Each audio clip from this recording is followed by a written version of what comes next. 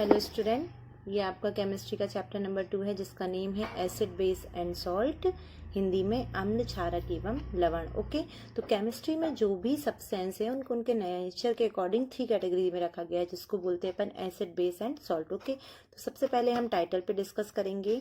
तो एसिड किसको बोलते हैं? एसिड उन सब्सटेंस को बोलते हैं जिनका टेस्ट कैसा होता है? सोर होता है। सोर मतलब कि जो खट्टे होते हैं स्वाद में और जो ब्लू लिटमस को रेड में चेंज कर देते हैं उसको अपन क्या बोलते हैं? एसिड बोलते हैं। Those chemical substances which have सोर test and change the colour of blue litmus into red is called acid. Okay, तो ये हो गई एसिड की डेफिनेशन कि आप एसिड किसको बोलेंगे। ठीक है, अब जो आर्हीनियस साइंटिस्ट थे, हर चीज को अपन टेस्ट तो नहीं कर सकते ना, तो आर्हीनियस ने ये बताया कि हम उनको एसिड बोलेंगे। हम एसिड किसको बोलेंगे? हम एसिड उनको बोलेंगे जो क्या करें, जब उनको वाटर में डिसॉल्व किया जाए तो कौन सा आयन दे? H+ ion. ठीक है, आ गई बात समझ में? कौन सा आयन दे? H+ ion. ठीक है, उसको अपन बोलेंगे एसिड। ओके, नेक्स्ट बात आती है बेस या क्षारक। क्षारक किसको बोलते हैं? वो जो स्वाद में कड़वे होते हैं और जो रेड लिटमस को ब्लू में चेंज करते हैं उसको अपन बोलते हैं क्षारक। दो substance which have bitter taste and change the colour of red litmus into blue is called basis. Okay, example में आप ले सकते हैं सोडियम हाइड्रोक्साइड वगैरह, ये सब क्या है? बेस है। नेक्स्ट आता है सॉल्ट। टाइटल पे ही बात कर रहे हैं अभी अपन। ओके, तो सॉल्ट किसको कहेंगे? जब एसिड और बेस रिएक्ट करेंगे तो जो सब्सटेंस फॉर्म होगा उसको अपन क्या बोलेंगे? सॉल्ट बोलेंगे। अब इस सॉल्ट का नेचर एसिडिक भी हो सकता है और बेसिक भी हो सकता है या न्यूट्रल भी हो सकता है। फॉर एग्जाम्पल, जो हम नमक खाते हैं common salt, sodium chloride use करते हैं, वो एक न्यूट्रल सॉल्ट है। क्यों? क्योंकि वो एसिड और बेस, कैसे एसिड और बेस? स्ट्रॉन्ग एसिड और स्ट्रॉन्ग बेस के रिएक्शन के थ्रू बनते हैं। एसिड मतलब कि हाइड्रोक्लोरिक एसिड और सोडियम हाइड्रोक्साइड जब आपस में रिएक्ट करते हैं तो सोडियम क्लोराइड फॉर्म करते हैं जो कि न्यूट्रल होता है। ओके, ठीक है, आ गई बात समझ में आपको? न्यूट्रल का मीन कि ना तो एसिड ना बेसिक। ओके, ठीक है, तो एसिड को उनके H+ आयन के अकॉर्डिंग कितनी कैटेगरी में रखा जा सकता है? 2 कैटेगरी में, strong acid and weak acid, प्रबल अम्ल और दुर्बल अम्ल। ठीक है, ये बात आपको क्लियर? तो स्ट्रॉन्ग एसिड हम किसको बोलेंगे? हम स्ट्रॉन्ग एसिड उसको बोलेंगे कि जब हम वाटर में डिसॉल्व करें किसी भी एसिड को तो वो क्या दे? हमको ज्यादा से ज्यादा H+ आयन दे, उसको अपन बोलेंगे स्ट्रॉन्ग एसिड, है ना।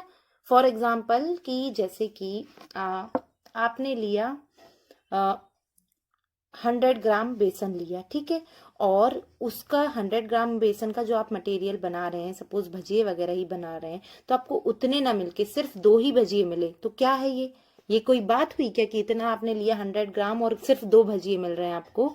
तो ये क्या है? ये वीक हो जाएगा। तो हम स्ट्रॉन्ग किसको बोलेंगे? जब हम जितना दे रहे हैं उतना ही हमको क्या मिले? ज्यादा से ज्यादा नंबर में मटेरियल मिले, तो वो हमारे लिए स्ट्रांग हो गया, मतलब प्रबल हो गया। तो हम एसिड किसको बोलेंगे? हम एसिड उसको बोलेंगे कि जब हम उसको वाटर में डिसॉल्व करें तो वो हमको मोर नंबर ऑफ H+ आयन क्या करें? दे, उसको अपन बोलेंगे strong acid. For example, hydrochloric acid, nitric acid, sulphuric acid, hydrogen bromide और हाइड्रोजन आयोडाइड, ये सब क्या है? स्ट्रांग एसिड है। ओके, वही बात करें वीक एसिड की, तो वीक एसिड किसको बोलेंगे? हम वीक एसिड उसको बोलेंगे कि जब कोई क्या लेस नंबर में H+ आयन देता है तो उसको अपन क्या बोलते हैं? वीक एसिड बोलते हैं ना। एग्जाम्पल के लिए एसिडिक एसिड, फॉर्मिक एसिड, ये सब क्या है? ये वीक एसिड है। Okay, clear? यहाँ तक का आपको क्लियर होगा? ओके, तो नेक्स्ट टॉपिक है बेस या क्षारक।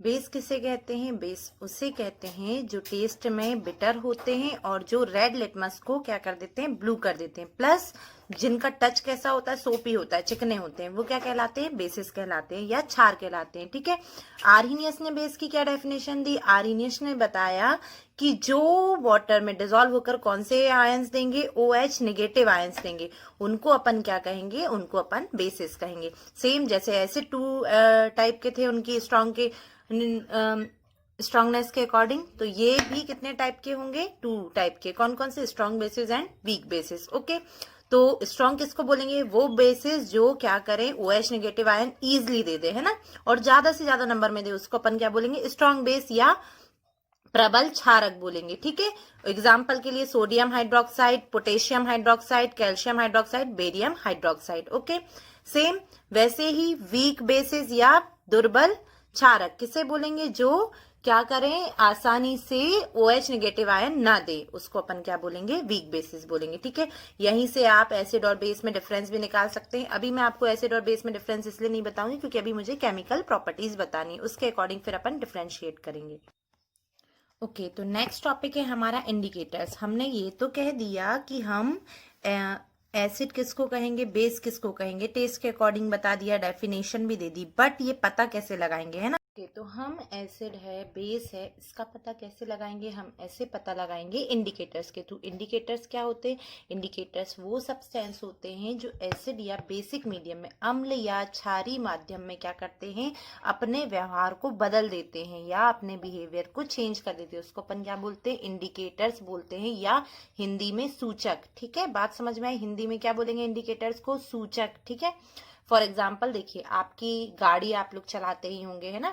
तो उसमें इंडिकेटर होता है। उसमें इंडिकेटर का क्या यूज होता है? ये होता है ना कि यदि हमको लेफ्ट साइड जाना है तो हम लेफ्ट इंडिकेटर देंगे, राइट साइड जाना है तो राइट इंडिकेटर देंगे, जिससे कि जो हमारे बिहाइंड है, जो पीछे है, वो ये समझ जाए कि भाई आपको किस डायरेक्शन में आपको टर्न लेना है। ठीक है, तो सेम एसिड और बेस का पता लगाने के लिए इंडिकेटर्स क्या करते हैं? इंडिकेटर्स अपना बिहेवियर चेंज करते हैं। ठीक है, तो इंडिकेटर कितने टाइप्स के होते हैं? इंडिकेटर 3 टाइप्स के होते हैं। कौन कौन से 3 टाइप? नेचुरल इंडिकेटर्स या प्राकृतिक सूचक, दूसरा है सिंथेटिक इंडिकेटर या हिंदी में संश्लेषित सूचक। ठीक है, और थर्ड है ऑल फैक्ट्री इंडिकेटर्स। ठीक है, घ्राणी सूचक। ओके, आ गई बात समझ में आपको? ये तीनों टाइप के इंडिकेटर्स।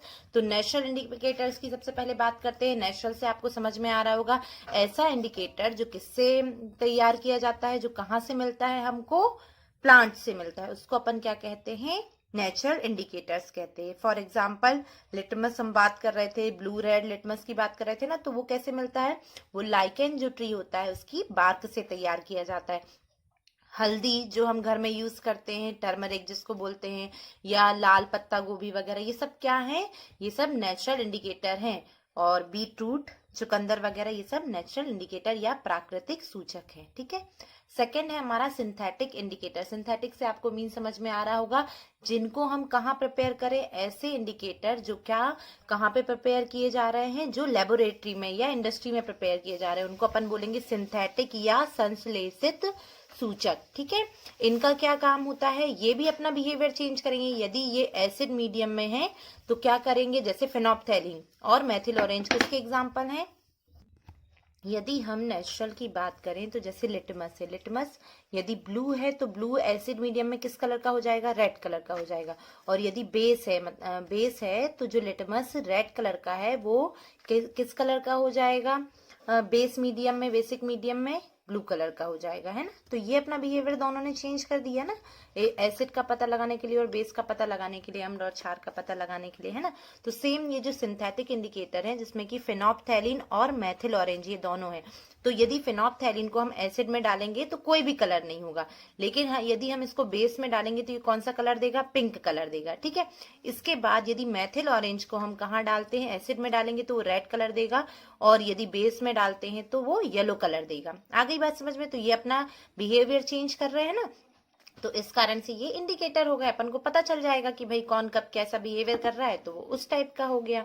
फिर नेक्स्ट आते हैं all factory indicator. All factory का मतलब खुशबू से लगाइए आप, ऐसे इंडिकेटर जो एसिड या बेसिक मीडियम में अपनी खुशबू को या अपने टेस्ट को चेंज कर देते हैं, वो क्या कहलाते हैं? वो कहलाते हैं all factory indicator. For example onion, प्याज, क्लोव, वनीला एसेंस वगैरह, ये सब क्या है? ऑल फैक्ट्री इंडिकेटर्स हैं। ओके, अभी हमने एसिड और बेस नेचर का पता लगा लिया है ना, लेकिन आप ये देखिए कि अब ठीक है, हम एक तरीके से और डिफाइन कर रहे हैं एसिड और बेस को कि जो क्या कौन सा आयन दे? H+ आयन दे वो एसिड है, और जो OH नेगेटिव आयन दे वो क्या है? बेस है।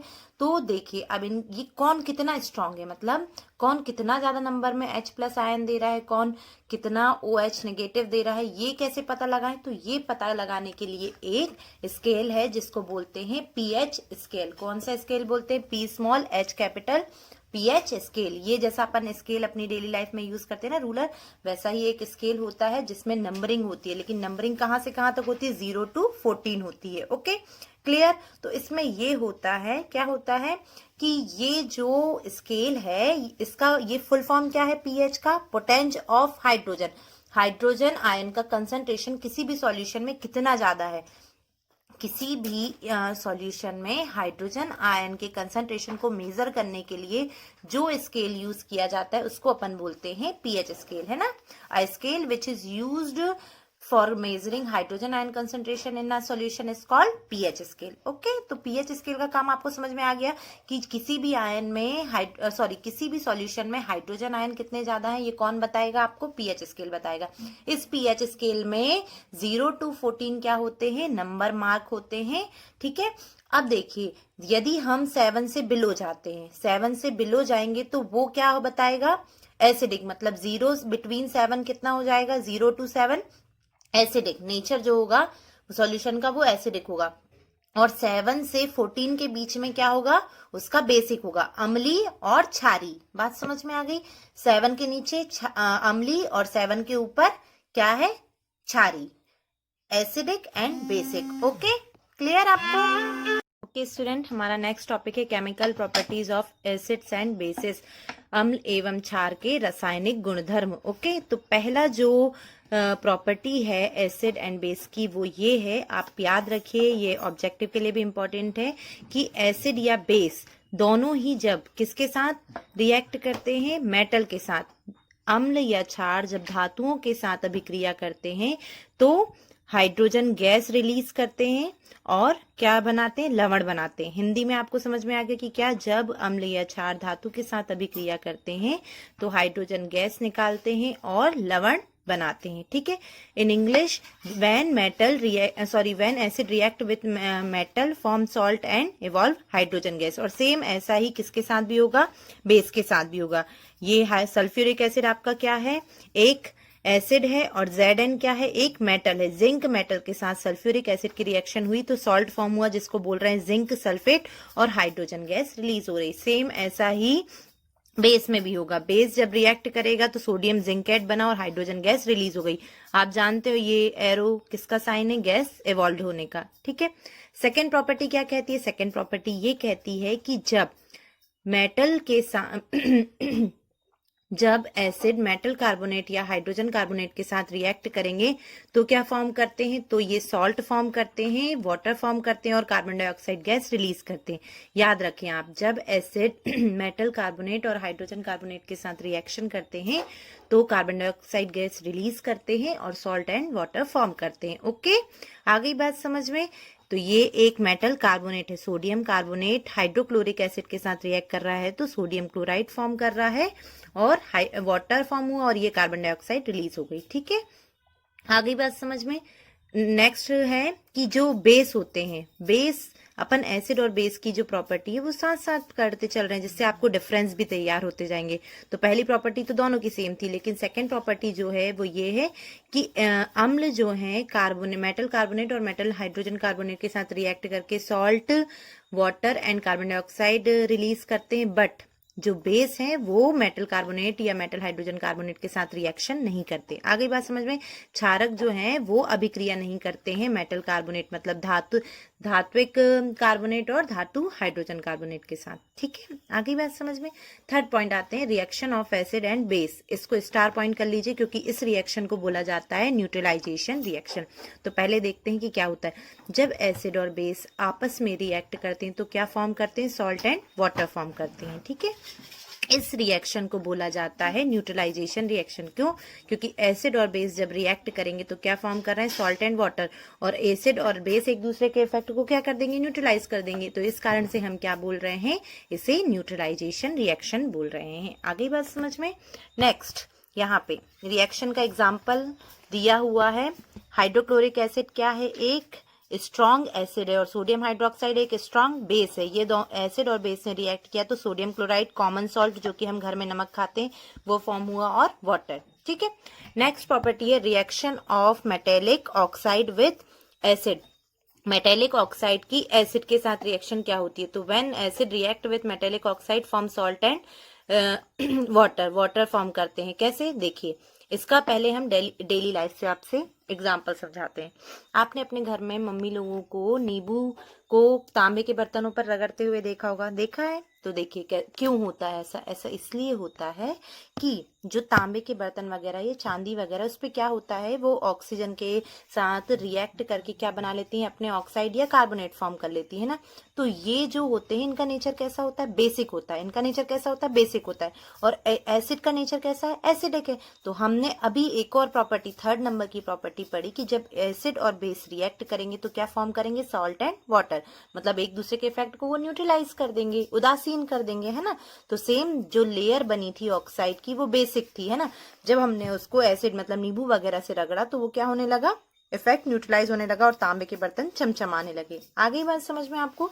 तो यही ये वो उसी टाइप की रिएक्शन है कि जिंक ऑक्साइड ने हाइड्रोक्लोरिक एसिड के साथ रिएक्ट किया तो क्या बना, जिंक क्लोराइड बना और वाटर फॉर्म हुआ। ठीक है। एक और बात, पहली प्रॉपर्टी जो हमने पढ़ी थी कि जब मेटल के साथ रिएक्ट करती है कौन, एसिड रिएक्ट करते हैं तो salt and hydrogen gas release करते हैं ना।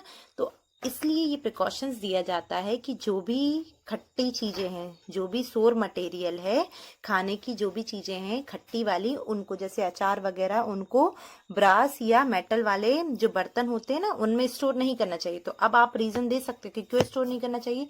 इसीलिए स्टोर नहीं करना चाहिए क्योंकि क्या होता है, ब्रास और ये सब कॉपर वगैरह जो भी मेटल है, ये मेटल है। और एसिड जो भी खट्टी चीजें वगैरह हैं, सपोज अचार वगैरह, ये क्या है, एसिडिक नेचर के हैं। तो ये जब मेटल के साथ रिएक्ट करेंगे तो क्या बनाएंगे, पॉइजनस सॉल्ट बनाएंगे जो कि हार्मफुल होंगे, है ना। इसलिए इनको स्टोर नहीं करना चाहिए। ओके। नेक्स्ट आते हैं reaction of non metallic oxide. Non metallic oxide, इनका नेचर कैसा होता है, एसिडिक होता है ना। तो ये बेस के साथ रिएक्ट करेंगे तो ये क्या फॉर्म करेंगे, ये अपना सॉल्ट फॉर्म करेंगे और वाटर फॉर्म करेंगे। आगे बात समझ में। अब नेक्स्ट टॉपिक है acid base in water solution. अम्ल और क्षार कहाँ पे, जल में। ठीक है। इनका सॉल्यूशन किस में, जली विलयन में।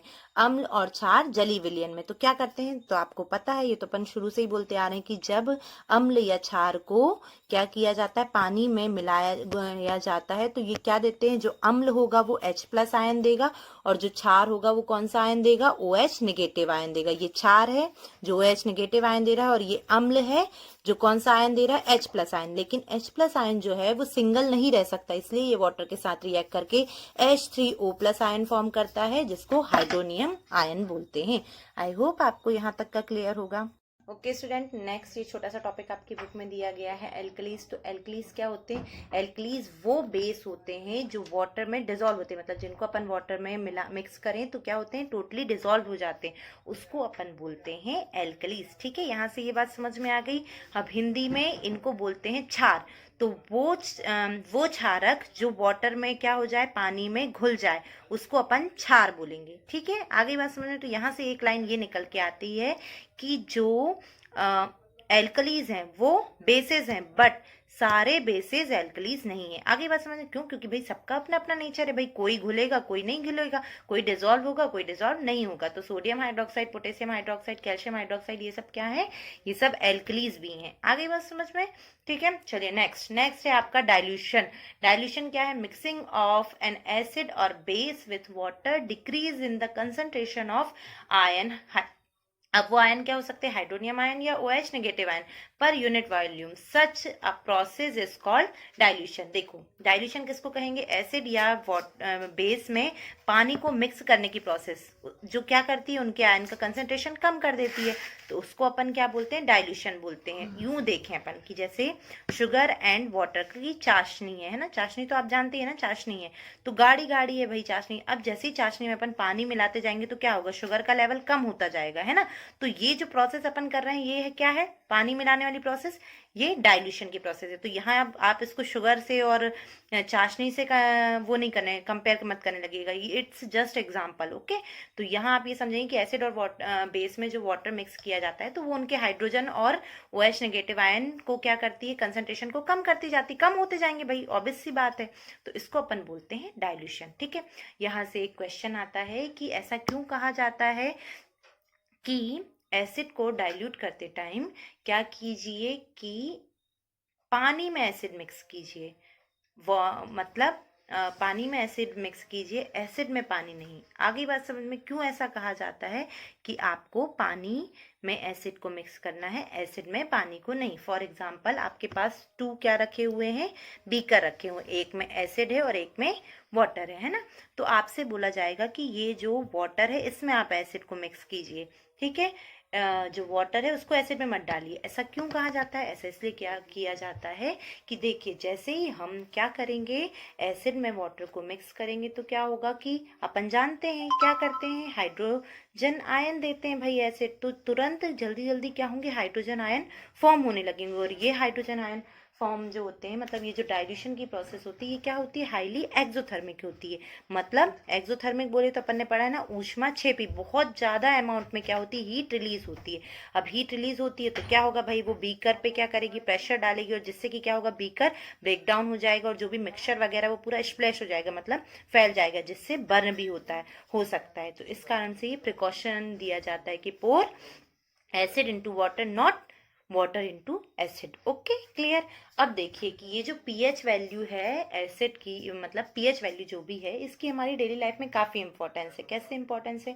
पहली इंपॉर्टेंस ये है, plants and animals are pH sensitive. For example यदि जैसे कि कोई सी वगैरह है ना, यदि उसका पीएच लेवल क्या हो जाए, इंक्रीज हो जाए। कैसे इंक्रीज हो जाए? कि उस एसिडिटी बढ़ जाए, जो वाटर है उसमें एसिड का अमाउंट बढ़ जाए, तो वहाँ जो भी ऑर्गेनिज्म रह रहे हैं, फिश वगैरह जो भी है, ब्लू ग्रीन एल्गी वगैरह, वो सब क्या होगी, डिस्ट्रॉय होने लगेगी, है ना, उन पर हार्मफुल इफेक्ट होगा। तो ये क्या है, ये अफेक्ट करता है। तो ये कितनी होनी चाहिए, नॉर्मल रेंज क्या है, 7.2 टू 7.8। फॉर एग्जाम्पल प्लांट के लिए लिया जाए तो प्लांट के लिए भी सेम ऐसे ही भाई, वाटर की यदि वो बढ़ जाएगी एसिडिटी वगैरह, तो प्लांट के लिए भी हार्मफुल होगा, है ना। अब पीएच ऑफ सॉइल, मृदा की पीएच वैल्यू, मृदा की पीएच वैल्यू कितनी होनी चाहिए भाई, नॉर्मल एक सॉइल हर टाइप की, अपने अपन जानते हैं अपने इंडिया में अलग अलग टाइप की सॉइल है, तो उन सॉइल की अलग अलग पीएच वैल्यू होती है, और जिससे कि क्या होता है भाई, प्लांट को न्यूट्रिएंट्स मिलता है। तो यदि पीएच लेवल इस सॉइल का बढ़ जाएगा तो क्या होगा, जो उसमें ऑर्गेनिज्म रह रहे हैं, जो उसको फर्टाइल बनाते हैं, जो उसको उपजाऊ, मिट्टी को जो उपजाऊ बनाते हैं, वो धीरे धीरे क्या होने लगे, खत्म होने लगेंगे, और जो मिट्टी है वो हमारी नॉन फर्टाइल हो जाएगी, है ना, उपजाऊ नहीं रह जाएगी। तो एक पर्टिकुलर रेंज के बीच में भी क्या, सॉइल की पीएच वैल्यू होना चाहिए, ठीक है। पीएच इन अवर डाइजेस्टिव सिस्टम, हमारे डाइजेस्टिव सिस्टम की पीएच वैल्यू, हम जानते हैं डाइजेस्टिव सिस्टम आपने पढ़ लिया है, तो आपको पता है कि हमारे स्टमक में कौन सा एसिड प्रेजेंट है, हमारे स्टमक में हाइड्रोक्लोरिक एसिड प्रेजेंट है ना। तो ये क्या करता है, ये डाइजेशन में हेल्प करता है। लेकिन यहीं पे आप इमेजिन कीजिए, आपने देखा होगा अपने घर में किसी बड़े को, जो ओल्ड है, या फिर कभी आपको भी हुआ होगा कि आपको अजीब सी डकारें आती हैं और पेट में जलन और गले तक जलन आती है। ऐसा क्यों होता है? क्यों? क्योंकि आपके पेट में एसिडिटी, जो हाइड्रोक्लोरिक एसिड है, उसका सीक्रेशन ज्यादा होने लगता है। तो ये क्या होता है, ये एसिडिटी का कारण होता है। फिर इसके चक्कर में आपको क्या दिया जाता है, यहाँ से एक इंपॉर्टेंट ऑब्जेक्टिव, आपको एंटासिड दिया जाता है। कौन सी मेडिसिन दी जाती है? एंटासिड। एंटासिड क्या करता है, एक तरीके का बेस है। इनो वगैरह ये सब आप पीते हो ना, ये क्यों? क्योंकि भाई पेट में कौन है, एसिड है, बाहर से आपको क्या लेना है, बेस लेना है। बेस क्या काम करेगा, बेस एसिड के इफेक्ट को न्यूट्रलाइज करेगा, और आपका वो क्या हो जाएगा, जो एसिडिटी है वो कम हो जाएगी। आगे बात समझ में। फिर नेक्स्ट आते हैं, नेक्स्ट पॉइंट है हमारा टूथ डिके। भाई जैसे ही हमारे माउथ का पीएच लेवल 5.5 से कम होने लगेगा, है ना, तो क्या होगा, हमारे टूथ डिके स्टार्ट हो जाएंगे, है ना। फिर नेक्स्ट है सेल्फ डिफेंस बाय एनिमल्स। देखिए कुछ जो एनिमल्स होते हैं वो खुद का सेल्फ डिफेंस भी करते हैं। कैसे करते हैं? फॉर एग्जाम्पल हम हनी बी वगैरह को देखें, आंट वगैरह को देखें, तो ये क्या करती हैं, जब हमको काटती है तो हमारी बॉडी में बहुत सी जलन होने लगती है ना। ऐसा क्यों होता है? क्योंकि इनमें प्रेजेंट होता है एसिड, तो ये हमारी बॉडी में वो एसिड को इंजेक्ट कर देती है, जिस कारण से हमको जलन होता है। इसलिए बोला जाता है ना, वहां पे बेकिंग सोडा वगैरह रब कर लो। क्यों? क्योंकि वो उसमें एक टाइप का बेस होता है जो क्या करता है, एसिड के इफेक्ट को न्यूट्रलाइज कर देता है, ठीक है। यहाँ आपके चैप्टर का पार्ट 1 कंप्लीट होता है। सॉल्ट वाला पोर्शन अपन नेक्स्ट वीडियो में पढ़ेंगे। Thank you for watching, bye bye.